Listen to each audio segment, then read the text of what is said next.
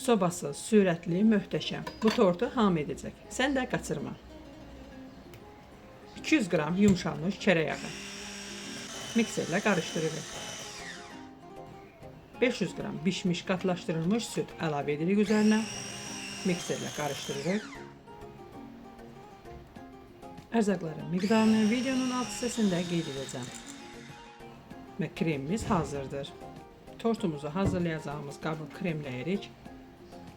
Sonra vaflımızı qoyub hazırladığımız kremimizi üzərinə əlavə edirik. Bir-bir vaflılarımızı kremləyib yığırıq üst-üstə. Videolarımız hər kəsin qarşısına çıxsın deyə kanalımıza abunə olmağı və like etməyi unutmayın. Sonuncu qatımızı da qoyuruq. Kremimizi üzərinə əlavə edirik. Hər tərəfinə kremimizi vururuq.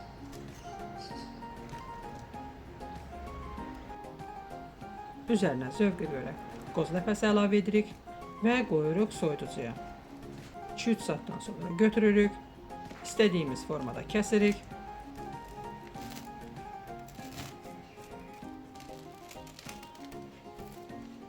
Və möhtəşəm tortumuz hazırdır.